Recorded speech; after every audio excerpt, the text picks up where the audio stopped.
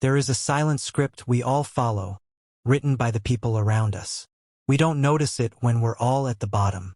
When everyone is struggling to pay rent, the script is simple. Empathy, shared misery, and a mutual understanding that the world is a difficult place. But what happens when you decide to change your lines? What happens when your life begins to move, but the people around you stay exactly where they are? Most people think the hardest part of building wealth is the work, the late nights, the discipline, the risk. But if you talk to anyone who has actually climbed the financial ladder from the very bottom to the absolute top, they will tell you a different story. They will tell you that the most exhausting part of success isn't making the money. It's managing the shifting expectations of every single person you've ever known. Because money doesn't just change your bank account. It alters the invisible gravity between you and your family, your friends, and society. At every level of wealth, a new set of rules is written for you by people who didn't help you write them. And if you don't learn how to navigate these changing expectations, the wealth you build will eventually become the cage you live in. Stage 1. The baseline of struggle broke. Let's begin at the baseline. Stage 1. When you have nothing. When you are broke, the social expectations placed upon you are remarkably low, yet incredibly rigid. Society doesn't expect you to change the world. It expects you to survive. But within your immediate circle, your family and your closest friends, there is a comforting, almost seductive psychological phenomenon at play. It's what behavioral psychologists call collective coping. Imagine a group of friends sitting in a cheap diner, counting pennies to split a bill. I can cover the tip this time, but someone owes me $2 next week, one says. Don't worry, man. I get my paycheck Friday. I'll buy the next round. Another replies. In this environment, you are safe. You are accepted because your scarcity matches their scarcity. Your friends expect you to show up, to complain about the boss, and to validate their own financial limitations. There is an unspoken pact. As long as we are all struggling, none of us are failing. The hidden emotional pressure here is the pressure of conformity. If you try to read a book on investing, someone might chuckle and say, "Why bother? The system is rigged anyway." The mistake many people make at this stage is mistake solidarity for support. True solidarity wishes for your elevation. Collective coping, however, requires your stagnation. To handle this stage healthily, you must realize that loving the people you are with does not mean adopting their financial destiny. You can share their struggles without inheriting their mindset. Stage 2. The first taste of upward mobility, the first paycheck. Then something changes. You get that first real job. The first significant paycheck. It's not wealth, not even close, but it's the first time your head is above water. This is stage 2, and this is where the first hairline cracks in your relationships begin to appear. Suddenly, you aren't participating in the collective coping anymore. You can afford the nicer dinner. You buy a slightly newer car. And almost instantly, the expectations around you shift from empathy to evaluation. Consider Mark. Mark was the first in his working-class family to land a corporate consulting job. The first month, he decided to treat his parents and siblings to a nice steak dinner. He felt proud. He wanted to share his win. But midway through the dinner, his brother looked at the menu, laughed dryly, and said, "Must be nice, Mark. Some of us still have to check our bank accounts before we order a side of fries." Feels like a joke, but it isn't. This is the beginning of status anxiety in your social circle. Your success is a mirror. When you move forward, it forces others to ask why they are staying still. At this stage, friends begin to expect you to pay for things subtly. You get the drinks, right? You're the big shot now. Strangers begin to accord you a minor level of professional respect, but your old circle starts testing your loyalty. They are looking for any sign that you think you are better than them. The psychological trap here is guilt. To alleviate this guilt, many people overcompensate by burning through their new income to prove they haven't changed. The healthy way to handle stage 2 is to understand that you cannot manage other people's insecurity. Be generous with your time, but do not apologize for your progress. Stage 3, the comfort of the middle, financial stability. If you survive the guilt of the first paycheck, you eventually reach stage 3, financial stability. You have a savings account that can handle an emergency. You have a dependable career. You are, by all traditional metrics, comfortable. But stability breeds a very specific kind of expectation, the expectation of permanence. Now, your family expects you to be the anchor. If an uncle needs a loan to fix his roof, or a sibling is short on tuition, your name is the first one brought up in whispers behind closed doors. You are no longer viewed as an individual fighting for your own future. You are viewed as a resource. I thought you'd help because you're doing well now. A voice says over the phone. It's just 5,000. It's nothing to you. But it is something to you. You worked years to build that cushion. This introduces the concept of expectation inflation. When you elevate your baseline, everyone around you elevates their demands on you. Friends expect you to attend every destination wedding. Family expects you to bail out every poor financial decision made by relatives who refuse to change their habits. The psychological pattern here is the transition from individual identity to utility. People start treating you based on what you can do for them, rather than who you are to them. The mistake made in stage 3 is saying yes out of obligation. You become a financial shock absorber for everyone else, which ultimately stalls your own journey to true freedom. The practical lesson is simple but terrifying. You must learn to set boundaries. Saying no to a family member isn't an act of betrayal. It is an act of self-preservation. Stage 4, the separation comfortable to successful. Stage 4 is where the real separation happens. This is the transition from being merely stable to being undeniably successful. Your income has crossed into the top percentages. You are traveling first class, investing in real estate, or running a business with employees. At this level, the expectations of your old world don't just change, they break entirely. This is the stage where you will hear the most painful phrase in the human language. You've changed. But the truth is, you had to change to get here. The person you were at stage 1 could never survive at stage 4.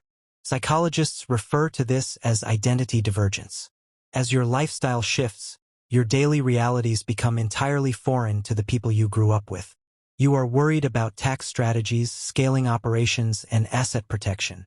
They are worried about inflation, gas prices, and corporate layoffs. When you try to talk about your stresses, it sounds like bragging to them. Oh, it must be so hard deciding which index fund to buy. A childhood friend might say with a sarcastic smirk. I'm just trying to make sure my card doesn't get declined at the grocery store. The expectation from your old peers is that you should feel guilty for your success. Meanwhile, the expectations from your new peers, the ones you meet at this higher level, are completely different. They expect you to keep up. They expect you to know the right people, dress a certain way, and understand the unwritten codes of upper-middle-class society. You are caught in a cultural no man's land. Too wealthy for your old friends, too new to wealth for your new ones. The mistake here is trying to live in both worlds simultaneously by hiding your success from your old friends and faking a higher status to impress your new ones. The solution is radical authenticity. Accept that some relationships have a shelf life, and that outgrowing an environment is a natural part of human evolution. Stage 5, the glass wall, the wealthy. Now we enter stage 5, wealth. Not just a high salary, but significant assets. Net worth in the millions. At this level, a glass wall goes up between you and the rest of society. Strangers no longer just respect you. They flatter you. They assume you possess a superior intellect simply because you have a superior balance sheet. This is the halo effect of wealth, and it is incredibly dangerous. When everyone around you starts laughing at your bad jokes and agreeing with your flawed opinions, you lose your feedback loop. Society expects you to be powerful, confident, and flawless. You are expected to patronize charities, invest in people's ideas, and provide opportunities. But within your family, the dynamics have evolved into something highly transactional. Let's look at Sarah. Sarah built a highly successful e-commerce brand. By her mid-30s, she was wealthy. When her sister wanted to open a bakery, Sarah didn't just give her a loan. She gave her a grant, $50,000, no strings attached. 2 years later, the bakery failed. Sarah refused to fund a second attempt. The result? Her sister stopped inviting her to Thanksgiving. You can afford to lose it, her sister screamed during their last argument. To you, that's just a rounding error. To me, it was my dream. You don't understand our struggles anymore. This is the scarcity versus abundance paradox. To the person without money, a wealthy person's refusal to give is seen as an act of deliberate cruelty. They see the ocean of wealth you possess and assume that taking a bucketful hurts you in no way. They do not see the years of discipline, the risk, or the boundary setting required to keep that ocean from drying up. The psychological pattern here is the erasure of your humanity. People stop seeing your effort. They only see your outcome. The mistake at stage 5 is letting money become the only language you speak with your loved ones. To handle this, you must separate your financial power from your emotional presence. Help people build systems, don't just give them cash. And if they cannot love you without your checkbook, you must have the courage to walk away. Stage 6. The Summit of Independence. Financial freedom. Stage 6 is financial freedom. This is different from just being wealthy. Being wealthy can mean you are still trapped on a treadmill, working 80 hours a week to maintain an empire. Financial freedom means you don't have to do anything. Your money works for you. Your time is entirely your own. You would think that at this summit the pressures would disappear. But instead they merely change shape. When you have total freedom, society's expectations turn into curiosity mixed with deep suspicion. If you choose to retire at 40, people don't just congratulate you, they wonder what's wrong with you. What do you do all day? They ask. Aren't you bored? Shouldn't you be contributing something? Humans are biologically wired to understand people through their labor. When you remove your labor from the equation, you break the social matrix. Your friends, who are still working the 9-to-5 grind, will begin to resent your time. You ask them to go on a trip on a Tuesday, and they respond with a tense, "Unlike you, some of us actually have real jobs, Chris." The psychological transition here is moving from external validation to internal definition. For your entire life, your identity was tied to your output. Now, with total freedom, the world expects you to either become a philanthropist or an eccentric recluse. The mistake people make at this stage is falling into existential drift. They accumulated wealth to escape the system, but once outside, they realized the system was providing them with their sense of purpose. To handle financial freedom healthily, you must understand that money bought you your time, but it cannot buy you your meaning. You have to invent your own expectations now. Stage 7. The Dynasty, the Extremely Wealthy. Finally, we reach stage 7. The extremely wealthy. This is generational wealth. This is the level where your financial decisions impact hundreds, perhaps thousands of lives.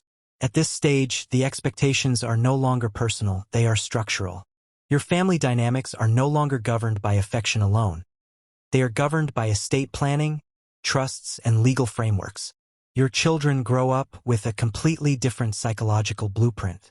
They don't face the scarcity you grew up with, which creates a terrifying new problem for you: the expectation of entitlement. How do you teach the value of $1 to a child who has never seen an unfulfilled want? The expectation from your children is that the safety net will always be infinite. The expectation from the public is that you are either a villain hoarding resources or a savior who should solve every global crisis. Every interaction you have with a stranger is filtered through the lens of liability. You become hyper-aware that a single wrong word or an unprotected relationship can result in a multi-million-dollar lawsuit. The psychological phenomenon here is hypervigilance.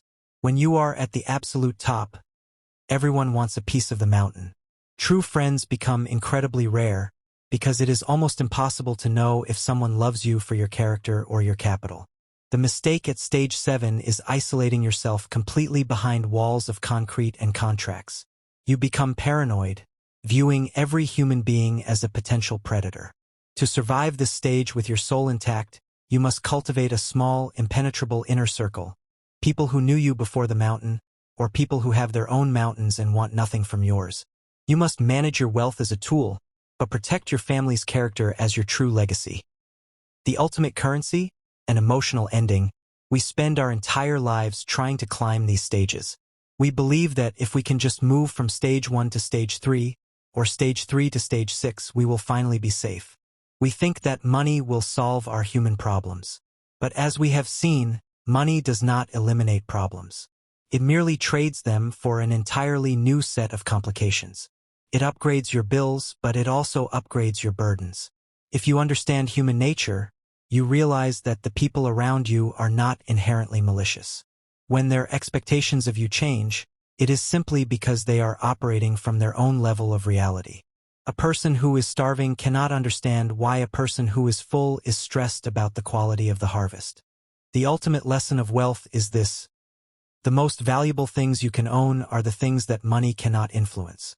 Your character, your peace of mind, your ability to look in the mirror and know exactly who you are, regardless of whether you have $10 or $10 million in your bank account. As you build your career, your business, and your fortune, remember to build your boundaries with equal dedication. Be humble enough to remember where you started, but be strong enough to leave behind the environments that require you to stay small just to make others feel comfortable. True financial freedom isn't about being able to buy anything you want. It's about being secure enough in yourself that you no longer need anyone else's script to tell you how to live. If this documentary made you look at success, family, and money through a different lens, consider subscribing. Here, we don't just study how markets work, we study how human beings work. Thank you for watching, and we'll see you in the next story.